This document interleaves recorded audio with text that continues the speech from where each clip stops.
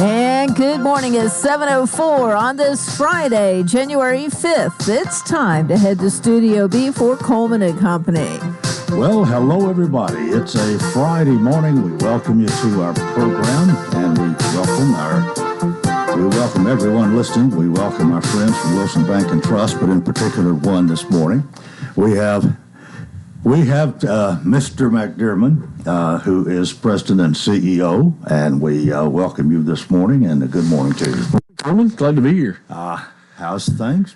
They're good. You know, it's like we were just talking outside. It's like you flip the calendar over, and here we go. You know, last year is kind of in the rearview mirror, and as we look forward, and of course, planning as an organization our size starts, you know, mid-year. It really goes on year-round, to be honest with you. But well, I didn't say John, and actually you are the third, I believe. John C. McDermott the third. Yeah. Your father was J.C., and I remember your grandfather, but I don't remember even speaking to him necessarily. Yeah. But anyway, you have continued in the banking tradition, and I mean, where else would you want to be than Wilson Bank and Trust? A lot of people don't know this story, too, but I tell this orientation. I was actually a biology major in college. So I was going to dental school. My uncle Jim, Dr. Lee, which you probably know Jimmy and Jeff and Jason, he was the pediodontist in town. So I wanted to be like Uncle Jim. So I went to Tech, and that was the path that I took. And, of course, all in the background, I kind of, thought, hey, if that's not where I end up, then I loved seeing my dad and the way that he interacted with people and leadership in the communities. And so, anyways, long story short, I finished Tech. I went on to take the DAT. Didn't do great. I'd have to take it again. Was encouraged to kind of take it and keep on, but met my wife right college and outside of college, and so we had decided to different plans. I said, I'm going to go to work. I need to go get a job for a while and make sure it's what I want to do, and then just slipped into banking and then worked outside of Lebanon for about 6 years in Chattanooga, and then 25 years ago, back in November, came home to work for Wilson Bank and Trust, and what a blessing it's been to be home. Well, has this kind of been unnatural for you, really? I would say, I can't tell you how blessed I am to be able to have the honor of leading an organization in my hometown that was built, before I got here, right? I'm just building upon a foundation that's there, but be able to help carry that on and hopefully be a big part as it was going, as we were growing. And just, I've been blessed. And so my mission is to bless others. And that's what I try to do every day in the organization that we live in, that we have 600 people working. So, well, any particular word for today? Just a couple things I would say is we do feel like that you're hearing a lot about the economy. 2023 was a different year. Obviously, we started the year with the whole banking crisis, if you will. And so, my message was and is that to be a part of an organization that's built to withstand any type of different situation and economic environment is what we've tried to do over time. And I think that, that's what we do every day. And so for our customers and our shareholders, that was important for during those times. And then to be in a community like, y'all know that we're growing and there's good things happening and we can be a part of that. And so we continued growth. We'll continue to do that and continue to focus on really three areas. And that's, what's that customer experience? Because at the end of the day, it doesn't matter what kind of great technology you have, all these cool things you can do. If you can't take care of the customer and solve their problems if they have one, then you're not going to be long term in this environment. And so, employees who have different needs than they did probably in the past, and some amazing talents, and that shareholder, they want to return. We've been blessed to have 4,500 of them that are very loyal to us and are supportive. And so those are kind of our three things that we focus on to keep growing and getting better. Well, we talk a lot about growth and certainly the growth in this area, but the bank has grown a lot over the years. And as you look to the future, you see future growth, you're going to spread out more, or are you ever going to reach an area where this far, no more? My predecessor told me, if you're not growing, you're probably going backwards. And we have that mantra, if you will, of like, hey, you got to keep moving forward. And so I wouldn't call it a test market, but Chattanooga is within 16 months now, we have some $40 million in loans there. And so showing that our brand can travel, not to tell that that's where we're going to do is just be, all over everywhere, but strategically finding the right spots that we think we can be successful, following great people, and continue to the kind of the commitment to our our communities, that we can continue to make a difference in those communities. So the answer to growth is yes. We're still laser like Middle Tennessee, but we'd like to see where the brand can work and see where that can take us. Well, it's really been enjoyable, and it's been our even honor to have you all these years, every Friday morning in this slot, and we hope that that's going to continue we love for the it. foreseeable future. Our young people, I remember my day too. They get nervous, man. They got. I got to go be on the radio show. What's Coleman gonna ask me? I'm like, I said he's probably gonna throw you a curveball, but it'll be okay. He'll guide you through the answer. Not really. He's great. Thank you. Well, always good to see you, and appreciate your visit this morning. Partnership. John C. McDermott III, he's the chairman, he is chairman, CEO, whatever. Wilson Bank and Trust, member FDIC, equal housing lender. They're still here, still independent, still committed to you, excellence in banking since 1987. Thank you. Great. Thank you. You have a great day. Okay, we're 10 minutes after the hour, and guess what? This is the first of several of our Friday Senate reports beginning today, and here he is, Senator Mark Pody. Good morning, Coleman. What a great day to be alive. It's nice out there, nice and cold this morning. Yes, Coleman, it was brisk, and we seen the sunrise. My wife and I were watching on the front porch, and we said we get to watch that come up. It was really good. Our pond was frozen over, though, so I got to go give the animals some water. Well, we've got a lot to talk about. I don't know how much catching up there is to do. It's been a while since, but you have been on from time to time, as somebody else's guest, really. And we haven't talked much about the legislature, though, a little bit. And, of course, you had your project, which we'll call it, back at the Ag Center back, September, I believe it was. Yes. So you haven't been a stranger to it. No, so I've gotten to be here throughout the summer and a little bit, so that's been great. And y'all have been awesome in promoting everything that's going on in Wilson County. Just like John McDermott said, this is a great radio station and what you all do. So, well, thank you very much. But I know that you are concerned about probably the restructuring of the district, and that's on your mind a lot. You're involved in that through no fault of your own, but some people didn't like the way the districts were drawn. They have sued. There's got to be some redrawing, as I understand. So that's one of the things that you definitely are concerned about. But overall, what do you expect to happen here as we reconvene and finish out the second year of the general assembly? I don't know what the number is. So 113th, second half of the one. All right, second half, 113th. What do you expect? So I think it's going to be a very short session. In fact, we're going in on Tuesday to reconvene, and on Tuesday afternoon, I'm already in committee running bills. So as soon as we go in, we're going to roll call in, and we're going to have an opportunity. We got the governor coming in for a prayer session. We want to try and dedicate this to the Lord. But then as soon as that's over, we are back at it and literally running bills this week or next week. So it's going to be much faster. Normally, we have until sometime in February to file any bills that we want to file. However, that's been moved up, so we have to have everything filed in January. So that's even going to be showing the pace that we're going to be on. It's going to be an election year for everybody, of course, and they want to get in and get out. Well, that does seem to be a trend, that if it's an election year, the session is shorter. Yes. So you anticipate that? We do. So, I know we're just starting, but I will tell you that the number of bills that I've got is much less, and I'm trying to hold it to just a couple of dozen bills. That's all I'm going to be running this year. A senator has unlimited numbers. A House member has 15, but I think I've already got all my bills that I'm going to run.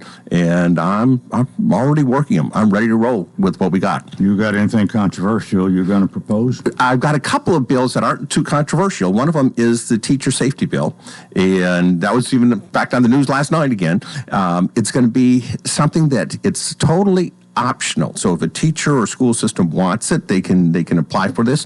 It's going to be through the safety grants at the state. So if there's going to be a cost, we're going to pick up the majority of that cost. But it would be just a little device on a lanyard that the teachers wear where it has their name, their photograph of what school they're at and so forth. But that lanyard, if you would almost picture like a Ring doorbell type opportunity that would be put in there. So, for example, if a student is having some disciplinary issues or whatever, the teacher would hit that button and it would alert the SRO as well as the principal. And it would also kind of record that interaction between that teacher and that student. So when the teacher would be able to go back and say, hey, here's what your child did, the parents would have the proof. This is what your child did. Here's the disciplinary action that was going on at that moment. The second thing that it would do as well is if there was like a fire or medical emergency, they would hit the button, it would go right to 911, and that would be instantly. They don't have to try and find a phone. They don't have to go hit a button. It's on them all the time. And then the other thing would be if there was ever a shooting or something, they'd hit that button, and the police would have that Ring doorbell technology that they would be able to see, hey, this is what's going on in that classroom. This is what the shooter looks like, or in the hallway. It'd be GPS tracked. So if the teacher was in the cafeteria or on the playground or wherever, the police would know exactly what is going on, and they would see what is going on at the same time. And so we're running that bill. We'll be running it next week, the following week. Do you have supportive teachers? By far, overwhelming support. Now, there's some teachers that are saying, well, I don't want to wear it, but that's optional. They don't have to wear it. They don't have to put it on. It's up to them. Mm-hmm. But if teachers feel, hey, I'm having a little bit of a disciplinary issue with some of the kids in here, I'd just like a little bit of backup or proof, they'd have that. Or if a teacher is in a situation where they're concerned, they have that, and that would be instantly for law enforcement. And the state's going to be picking up the majority of the cost, so it's going to be optional for them, and I think it's a good idea. Law enforcement approve of this as well? Oh, if everybody I've talked to, they said, then we know exactly what's going on in that classroom. And if we look at what happened in Texas, the police didn't want to go in because they didn't know what was going on. This would be, they would be able to see on their technology, the police they already got that technology. They could be able to see exactly what's going on behind that door. They already know. They know how many students are in there. They know what the shooter looks like, what kind of gun, anything. They have it. So I think this is just a common sense safety bill. Okay, we got to take a break right here. Our Friday Senate Report with Senator Mark Pody. We'll continue in a moment. You're on Coleman and Company, FM 98.9. And let's see what's happening on the roadways. It's all brought to you by our friends at Bates Ford. And Bates Ford has that regular oil change. It's $39.95, up to 5 quarts of oil, tax and disposal. 1780 Franklin Road. Now with traffic, here's Chuck. Good morning. It's really starting to get a little bit busier here in the last few minutes as we check it out live. 24 westbound here at Bell Road, coming past Haywood Lane. All that traffic flow coming in right now from Rutherford County, Murfreesboro, headed towards Nashville. Still holding up right now through the Hermitage area as that also builds on I-40 westbound in from Wilson County. Hey, Princess Hot Chicken is hiring in all 4 locations. You can check them out online today at princesshotchicken.com. I'm Commander Chuck with your on-time traffic. Medina, it's 2024, a brand new year. Decorations are all packed up, and now's the time to start thinking about putting your house on the market. Buyers are out there. Speaking of buyers, if you're ready to purchase a home, call us and we'll get you started on the path to find your dream home. And like we say, don't make a move without us. Call Judy Cox or Medina Himmensholler at Exit Rocky Top Realty. C&D Team, 443-3130. Coleman and Company, our Friday Senate Report. Thanks for tuning our way, and thanks to Senator Pody for making himself available. You've been enjoying being a senator these years, no doubt, and a representative prior to that. But it does take a lot of time, and you can't please everybody. Yeah. However, I think most people know how I'm going to vote on issues going into it. I don't think there's very often where somebody says, well, I wonder where Pody's going to be on that issue. I try and be very blunt, very straightforward. I look through everything through the biblical idea. If it's in the Bible, I'm going to probably be supporting it. If I can find it in there, that's where I'll be. And I'm also a constitutionalist, so if it's in the Constitution, I believe that's what the founders wanted. I don't think that it changes because a few years gone by, maybe they meant something else. So I just couldn't be a traditional type guy, and that's where I am. What's going to be most controversial about this once you get started? The voucher bill. All right. Okay, and this is the governor's bill, and he wants to eventually make vouchers available for everybody in the state. That would be the teachers, whether you're private or public school, whatever, and the parents would have the choice then of where you would send your children.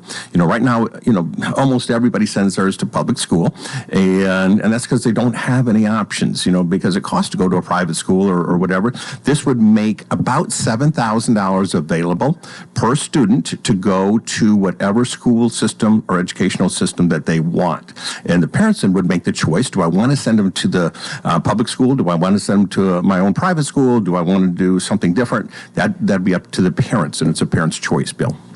What about, where does homeschooling fit in this? So if it's just that I'm going to be keeping my kids at home and teaching myself, they probably won't be available for that. That money won't be available. But if they're going to be through a co-op of some sort where some of the parents get together and, hey, we're going to send them to this church and we're going to let that church or that organization do the homeschooling for them, the money would be available at that point for a school system like that. Is this pretty much a Republican-Democrat thing? No, it's kind of ironic because not all Republicans are for it, and we've seen some Democrats had been a little bit supportive in the past. We don't know what this is going to happen going forward because we've actually done a couple of pilot programs here in Tennessee. Like Davidson County already has this, Shelby County has it, Hamilton County has it, so the governor's just expanding it a little bit. And I would normally be okay with some of these things. However, one of the programs that I've seen in there is it might be giving money to somebody that's here illegally. And I am not going to be supportive of something that if you're here illegally, that the state's going to give your family $7,000 per child and with no accountability or anything like that. So, and I've expressed that. This is not something I would be comfortable with. I think that would be more of a magnet for illegal immigrants to be saying, hey, we want to go to Tennessee because we'd get $7,000 per child coming here. And I'm not comfortable with that at all. Well, there's a number of educators in the public schools who seem to have some big problems with these vouchers. I'm sure you are aware of that. Absolutely. And I think maybe you know where they're coming from, but they're saying they feel like it in the is what I've been able to digest from this. What they're saying is we feel like public schools are going to come out on the short end of the stick when it's all said and done if we do this.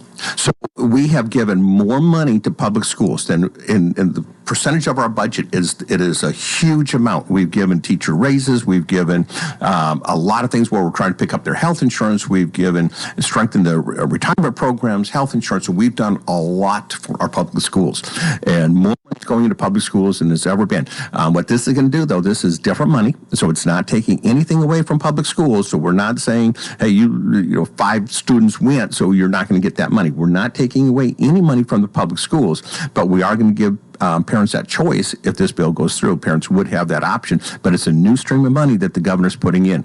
I've heard some of the public schools saying, hey, if there's extra money, just give that to public schools. But I don't think that's the option that the governor's looking for. The governor's saying, we want to give the parents the option, not just give more money to public schools.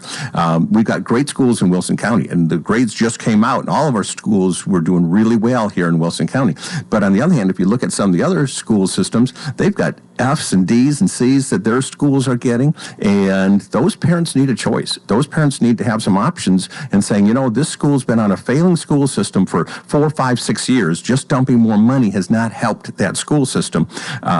Give those parents an option to say, we can send our kids somewhere else. I have read recently, there's been some discussion about that maybe what is required for special needs children that are in the public schools, that's not where most in private schools is not where you find most of them are in public schools. We have to do that, and a lot of times they're maybe the grade a school gets is not as good because of a number of special needs students like that. What about that? So special needs students, the parents already have that option. They've already got that voucher option. They've had that for years. So if a special needs student wanted to go somewhere else and their parents wanted to take them somewhere else, they can. And we've already made that money available for them.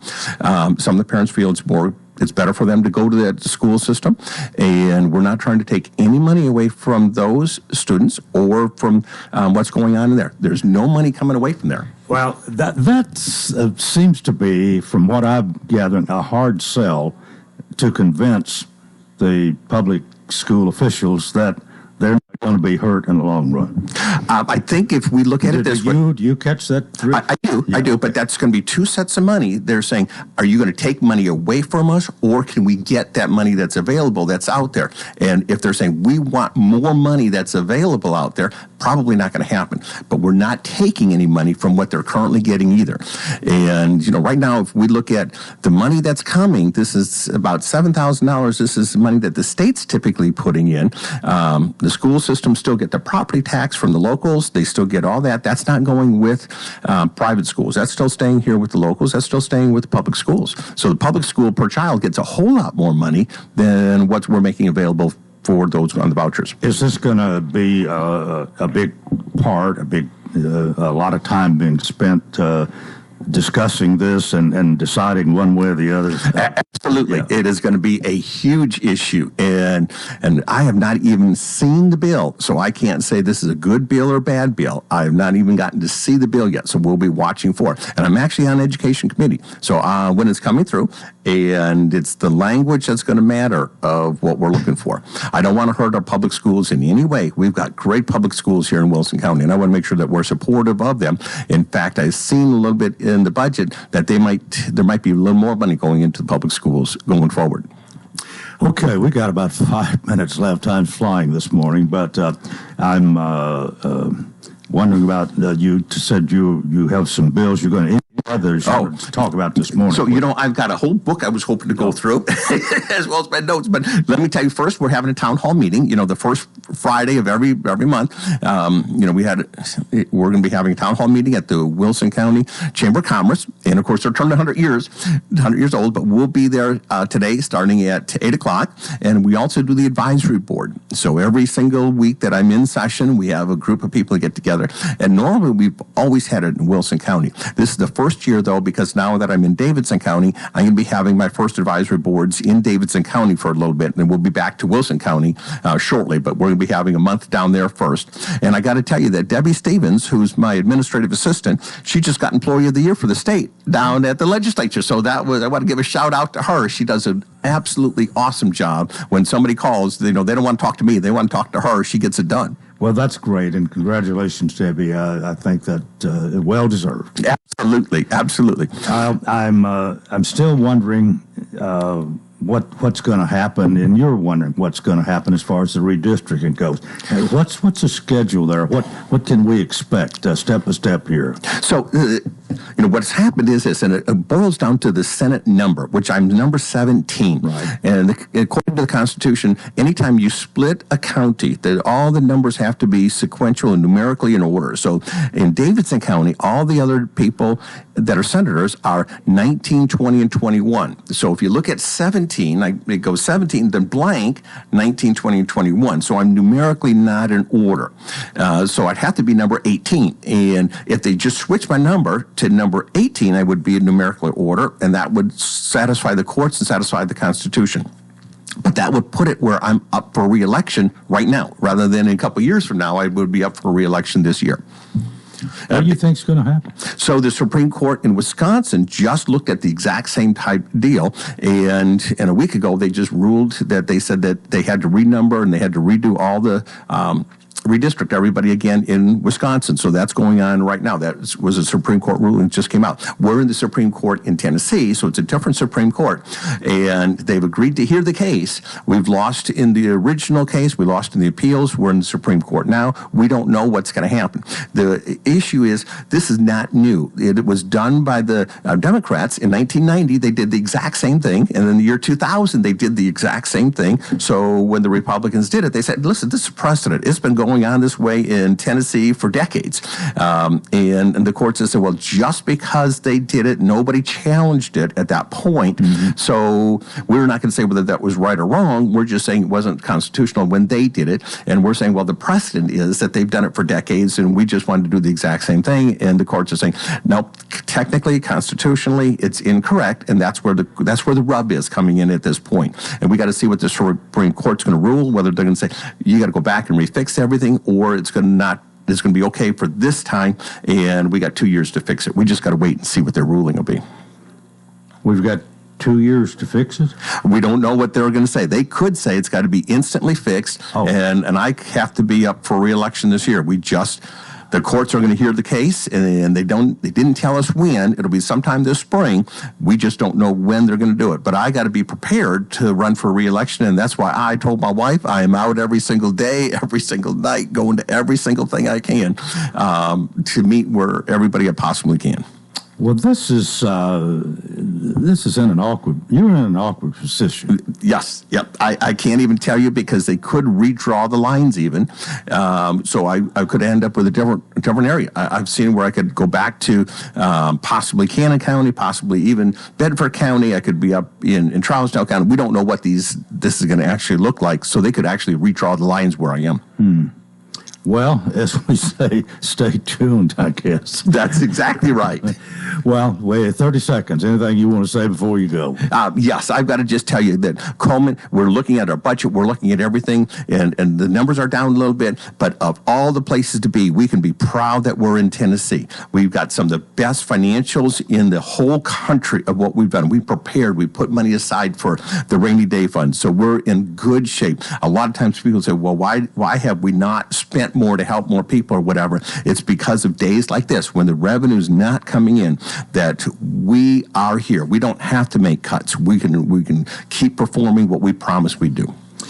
Thanks for being with us today. We'll see you next Friday. Absolutely. All right. Senator Mark Pody, our Friday Senate Report, and a break here and more coming up on Coleman and Company up at 98.9. And let's see what's happening on the roadways. Thanks to our friends at Absolute Kubota. They'll help you rent the right tool for the job. The Kubota Orange Rental Program makes it easy to rent the right equipment. Stop by Absolute Kubota, check out the U35 excavator or the SVL 75 compact track loader, 1506 West Main. Now at traffic, here's Chuck. Good morning. Watching it build right now, coming past the airport on I-40 going westbound as all that traffic continues to build in from Wilson County through the Mount Juliet area. Traffic still looking good right now as you leave Murfreesboro.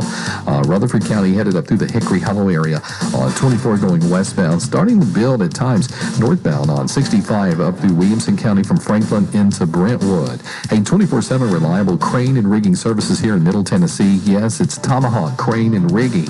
Check them out at tomahawkcrane.com. I'm Commander Chuck with your on-time traffic. Gregory Dental Group in Lebanon is in a new location, 1746 West Main in Lebanon, across from Sports Village. Gregory Dental Group offers cosmetic procedures, dental implant services, and digital dentures. Premium dentures in just 2 appointments. Hi, I'm Dr. Derek Gregory. In my office, you can count on compassionate staff who will truly listen to you, take the time to get to know you, and discuss your personal needs. No insurance? No problem. Call about the discount plan. Gregory Dental Group, 444-0322.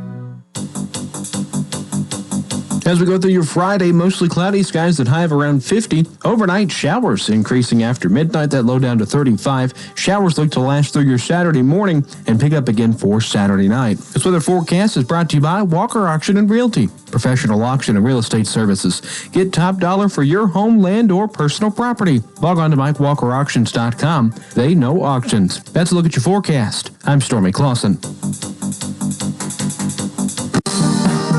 400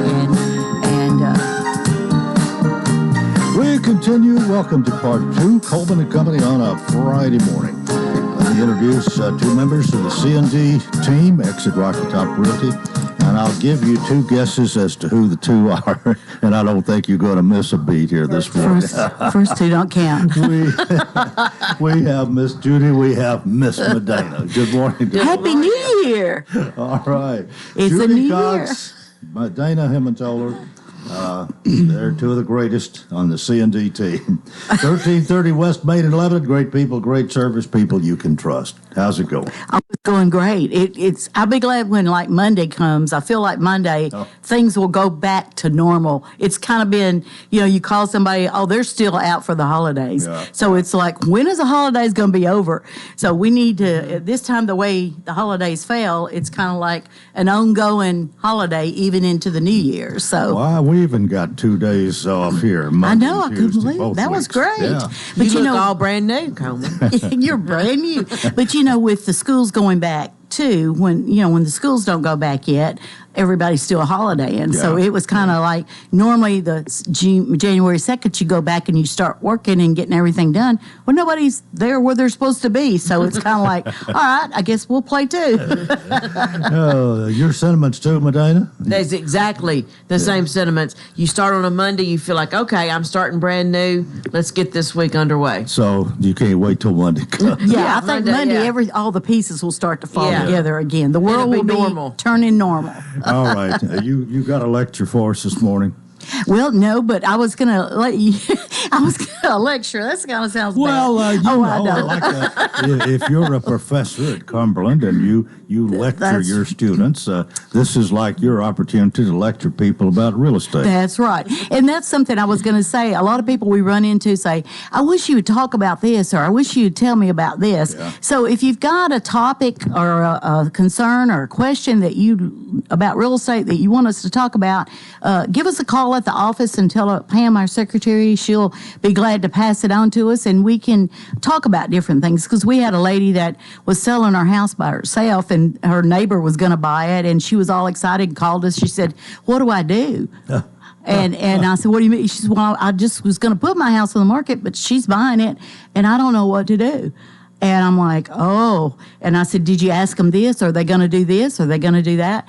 Well, no, I didn't think about that. So it's kind of like now she's kind of backing up like, hey, I think I need some help. So it's the kind of thing that people don't realize how involved it really is until you start the paperwork. Well, are you happy to help somebody? Oh, yes. We'll always come to the rescue, even though they really should have used a real estate agent to start with, in my opinion, but they didn't. So then we kind of come and help put the pieces back together because, we don't want anybody having trouble down the road. I said, just because you sold the house, got your money, doesn't mean things are going to come back on you. So we got to protect you. So we're helping her out. We're walking her through it, and we'll get her through it. And then maybe next time when she gets ready to do this, she'll call us in the first place. But do call us because we will talk about different subjects, and we're going to be lining some up for the year of different avenues about real estate, and things keep on changing all the time. So we need things that we've said in the past have changed at this point. A lot of the rules have. So we'll be hitting those. And Medina's going to be talking about our letters to Santa. That was a big hit. We had a little over 400 letters that came in that the children wrote to Santa, and Santa went through those, and we just got back with the winner, and Medina's going to talk about that All for right. you. Tell us more. We had a lot of participation throughout the school system, so that was really nice to see. We had some children coming and dropping the letters off in the mailbox. We had teachers coming and dropping big envelopes of letters in the mailbox. So it was nice to see that the schools were taking advantage of it and using it as an in-classroom project, or some of them took them home, brought them back, that sort of thing. So it was real good. So we, Santa's elves have been going through the 400 or so letters, and Santa's elves has picked one, so I was going to share it with you. I'll read it, and then I'll tell you who the winner is. Okay. But it's, Dear Santa, I know I have already wrote you a letter about an elf box. I am asking you something important. It's about this little boy. He doesn't have a family. But I was wondering if you could help him. I don't know if you can, but if you can, please do. I don't want a lot for Christmas besides that, but I just want him to have a family. Now, if that don't rip at your heartstrings, I don't know what does. Santa's elves really love this. There was some close ones that was similar to this. There were some funny ones. There was some usual ones. But this one really stood out for Santa's elves. But the winner is from Jones Brummett Elementary. second grade, and her name is Ellie Joins, and she is in Miss Kim Bush's class. So we'll be getting with that school and that teacher and that student either probably the first of the week. And the good news is Miss Ellie, the student, will win $150, and she can use that however she wants to. And then Miss Kim Bush will receive $300, and she will use that toward her classroom any way she sees fit for her classroom. So this was a beautiful letter, a heartstring letter, and you just, you have a lot of questions of who is the friend, who is the little child, Right. But I'm hoping that her wish came true. All right. Well, we've been wondering. Now we know. Yes. So we'll do it again next year. And who knows, we might add another spin to it. I don't know. We do it different every year. But anyway, I just wanted to announce that. And also, of course, if you're looking for land, if you're looking for a house, if you're looking to sell your house, if you're wanting to know how much your house is worth, give us a call. We're working on some that's coming soon. So give us a call, and we'll see what we can do for you. And we're always available because you don't want to make a move without us. All right, that's great. Y'all have a great weekend and get ready for a busy Monday. Okay? That's right. Back to the world will be back to normal. Maybe. Judy Cox, Medina Himentola, two members of the C&D team, Exit Rocky Top Realty, 1330 West Main in Lebanon. People you can trust, as we remind you each week.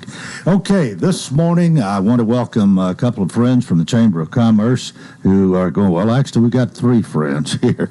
I'll introduce the third one in a moment. Melanie Mentor, good morning to you. Good morning to you, Coleman. President, CEO, Lebanon Wilson County Chamber of Commerce. That's right. We have Greg Butler with us this morning, right? We do. Tell us about Greg. Well, what's his title? Greg has many titles. No. But treasurer is his main title. Oh, well, Greg, good morning. Good morning, Coleman. It's nice to see you again. It's great to be here. Thank you. And I keep hearing good things about you. I don't believe half of them. Well, especially as far as the chamber is concerned. Well, the other guest, that's the station's owner, Susie James. Susie, good morning. Good morning, Coleman. All right. Well, I'm probably going to have an easy 20 minutes here with three of you here. You probably don't need me, but we got something really exciting coming up this year. When you celebrate 100 years, 100 years is a century, is a long time. That's how long the chamber has been here. Well, in a month or two, whenever. I don't know the exact anniversary, but you're going to be celebrating 100 years. We are. We'll go there. So we're going to start in January, but the actual date is September the 5th. So we were chartered then in 1924. So you can actually celebrate from now till September if you want. We are celebrating all year long. Yeah, all year. Okay. All year. We have a timeline that we're going to go over today. So we're really excited because there just are not a lot of chambers that have been around for as long as we have been around. There are some, of course, but we're very proud of that here in Wilson County, and we're very proud to be the Lebanon Wilson County Chamber of Commerce to say that we do service all of Wilson County. Well, Greg, you've had a role in this for a while. I don't know how long you've been treasurer, but I know that you've been involved with the chamber, maybe in a number of ways, for maybe several years. Several years, yes. Yeah. So it's I'm sure been a joy to serve. Maybe a pain sometimes. It probably hadn't been a total bed of roses, but you surely made your impact here in the community. Well, I don't know. I appreciate those words, Coleman. It seems like physical therapy takes care of a lot of the pains that occur. I seem to volunteer at the events that require physical labor, and I'm really a little beyond the years to be able to do a lot of that. But it's extremely gratifying to give back, however one does that. And I've just really enjoyed my connection with the chamber over the years, and the people I meet are of like mind and want to see the community grow and move forward, and are willing to put the sweat equity and other treasure into trying to make that happen. Well, again, 100 years is a long time. Not many chambers have been around that long, and it's a special time to celebrate. what are some of the things we're going to be celebrating, or in what ways? Do you want to reveal any of that this morning? Well, there's a lot to reveal, so we don't want to overwhelm everybody, but we do want everyone to know what we are doing. So we have created a timeline for the entire year. So every month we'll be doing something a little different throughout Wilson County.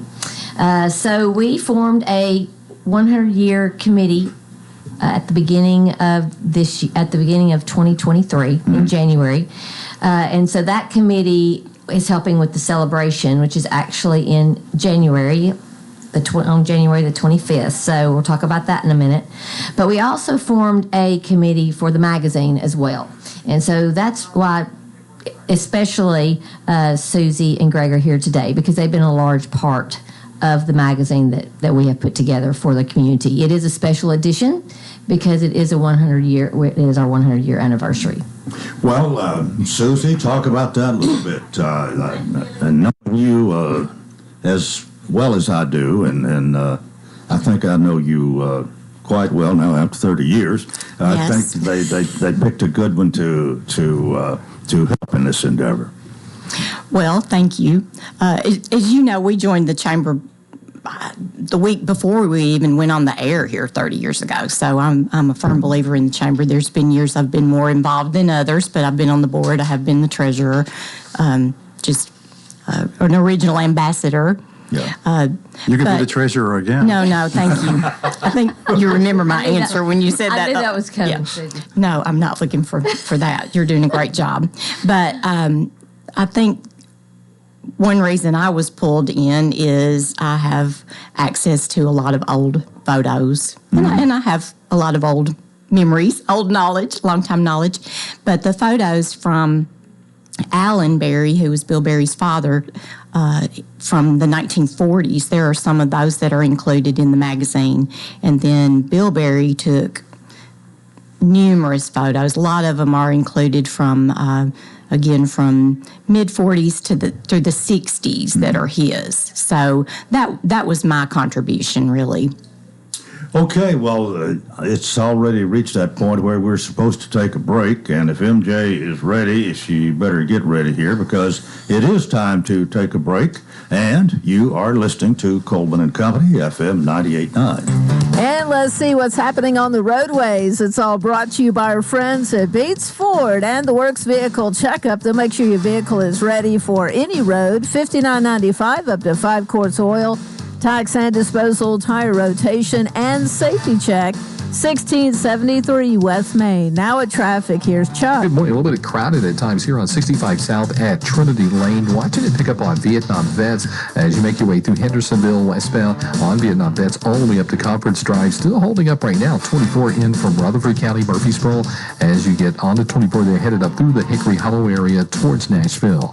Hey, 24/7 reliable crane and rigging services right here in Middle Tennessee. It's Tomahawk Crane and Rigging. They're online at tomahawkcrane.com. I'm Commander Chuck with your on-time traffic. For more than 36 years, Wilson Bank and Trust has been proud to serve communities all across Tennessee. As an independent local bank, we provide banking products competitive with large banks, but delivered with personalized local service. Wilson Bank and Trust has been community-focused since 1987 and looks forward to many more. Discover the power of local community banking that truly makes a difference. Give us a call or come on by any of our local 30 locations or visit wilsonbank.com to learn more. Member FDIC.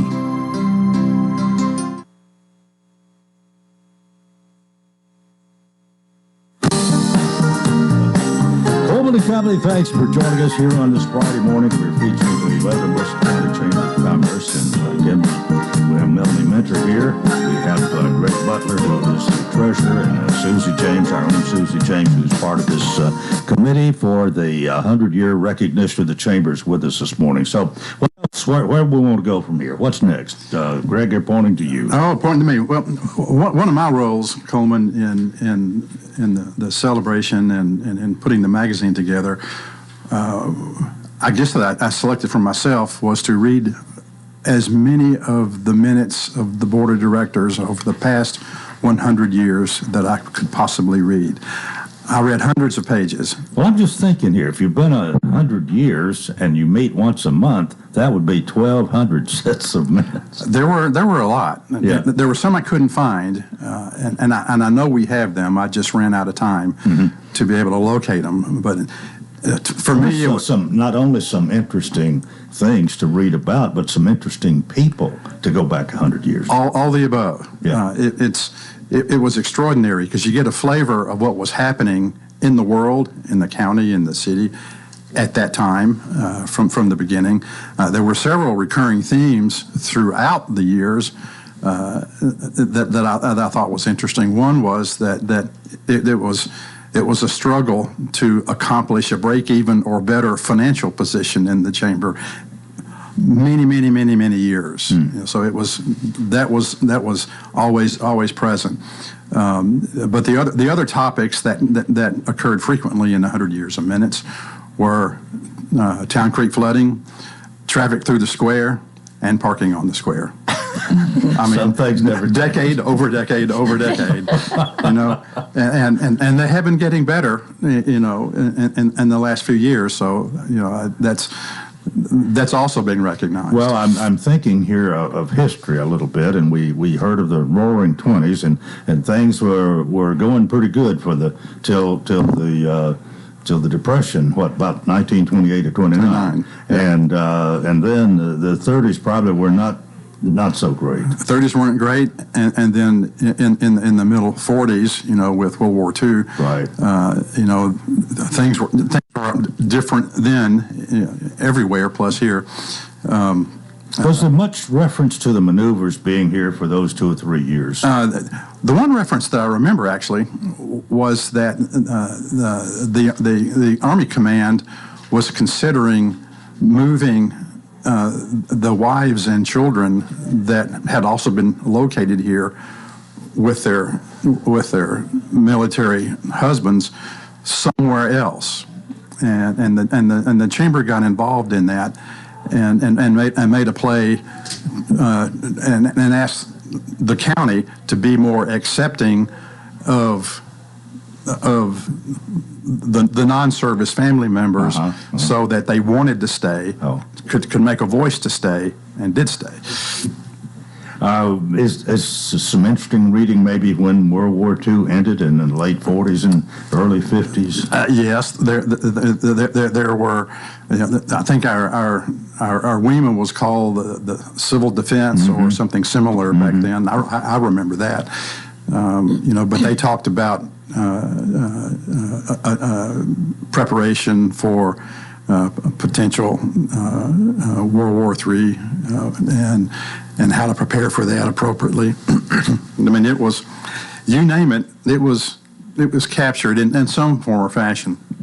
I've been on a few boards, and a lot of what happens in a board meeting doesn't end up, and maybe properly so, in the minutes.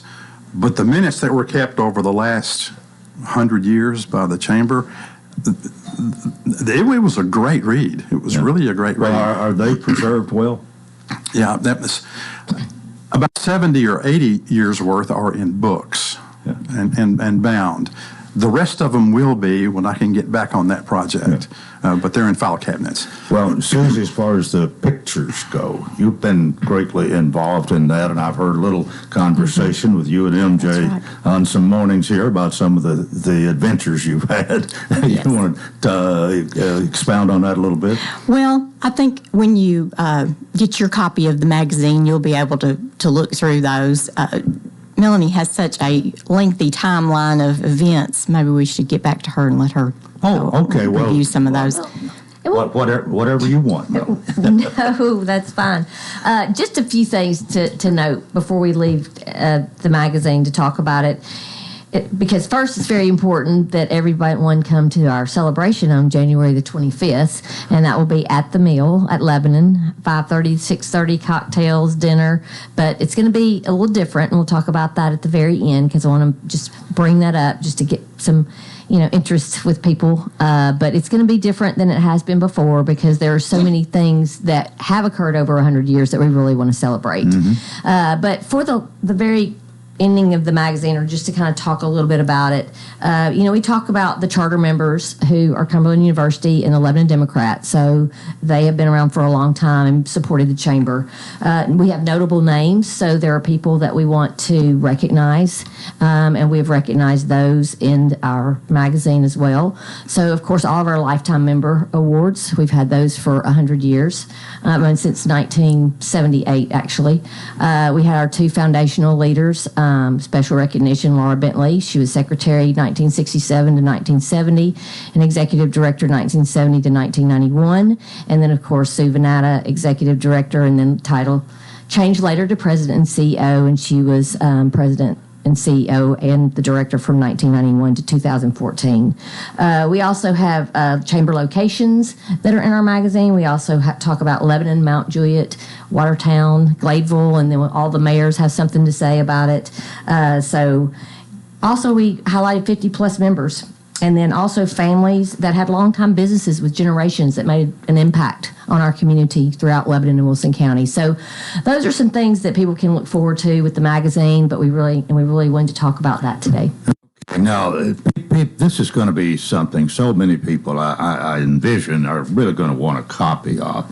Will it be for sale, or how's that going to work? It will go out through the Wilson Post. So in February, there will be a spread in the Wilson Post. If you do not get the Wilson Post, then you may or may not get it. But there's also will be some at the chamber for a very long time. So you can certainly stop by the chamber and get one at the Chamber of Commerce. Well, you've whetted my appetite for it, and I bet a lot of other people. And if you go to the celebration, it'll be there. So, I mean, that's your first chance. So you know you're going to get one if you go to that. All but right. Just to go over our timeline, which is very important to us. So January, the meeting, an award celebration, and what will happen there is we will do some things different. So we will have a big band there. So that's going to be really important and fun to us. And there will be a piano player out in the atrium. So it will be at the mill. And then we'll have the big band inside.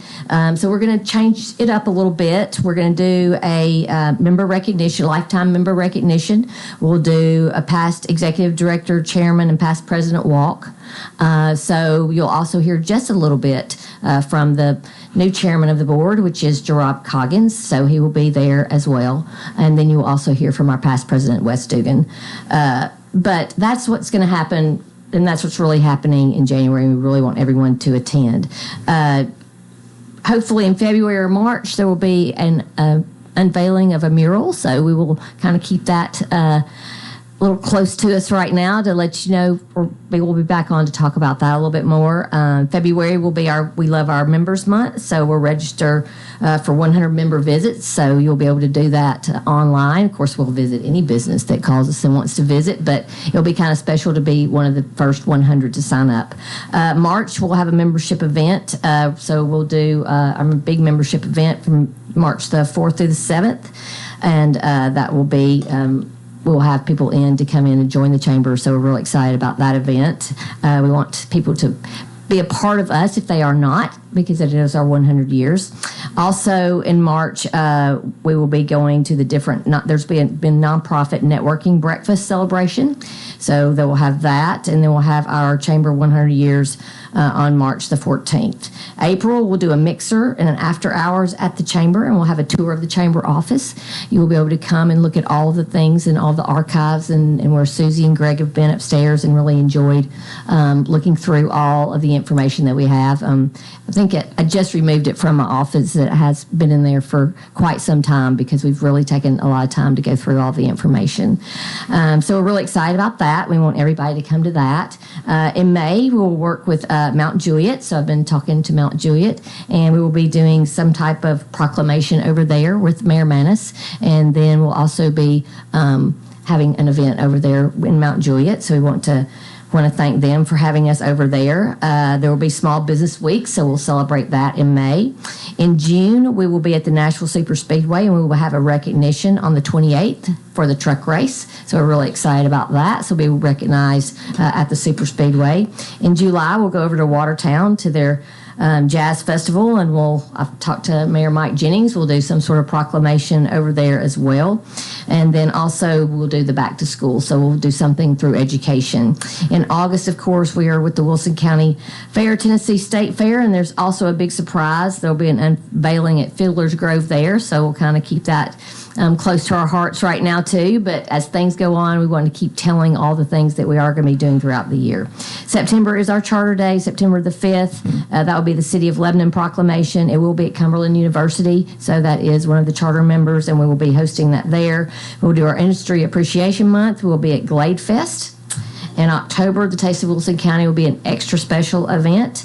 In November, we're thankful for our members, so we'll be having a members giving. And in December, we will have a chamber float in all Christmas parades celebrating our 100 years. So that just kind of gives you a timeline of all the things that we've been working on throughout 2023, and that was especially why I wanted Greg and Susie to be here today. And you have something for every month, and on some of the months you have one or two or three things. That's exactly right. Well, you've spent a lot of time planning all this, haven't you? We all have spent a lot of time planning, but we're really excited. It's a lot of fun. It's a lot of teamwork. I do want to thank the team at the Chamber because they've worked very hard on this as well. So Andrea, Stephanie, Shay, and Sarah. So I think we should all thank all of you for what you've done. And Greg, I know that you and Susie have spent a lot of extra time in your areas here to make this a success. So I'm sure work is work, but hopefully most of it's been enjoyable. It has been. It has been. Could I end with an excerpt or two? I just wanted to read two. This was from April 7th, 1925. W.D. Farrell was the president, as they called it then, of the board. It was the sense of the meeting that the best interest of the county would be served with removal of toll gates from the following pikes: Murfreesboro, Sparta, Hunters Point, Hartsville, Canesville, and Coles Ferry. A committee was assembled, and it was deemed advisable to call the court into extra session, at which time a definite program of action would be submitted for the approval of the court. Get rid of the toll gates. And on August 18th, 1971, Cecil Johnson was president of the board. And this excerpt: Don Simpson was appointed Christmas program chairman, and the parade was tentatively set for Saturday, December 4th, 1971. A daytime parade seems necessary in order to cut out on rock throwing, pea shooting, and general harassment by the spectators. That's my favorite right there. Susie, we're out of time, but anything you want to say as we close this morning? No, it's been an interesting fact-finding mission. Yeah. Yes. Well, thank you all. And Melanie, you have the last word, but I hope it's goodbye because we're out of time. Thanks so much. We just want to thank you so much for having us today, and we are very happy to celebrate our 100 years all year long. All right, that's it for Friday. Have a nice weekend, everybody. Till Monday, I wish you a fantastic day.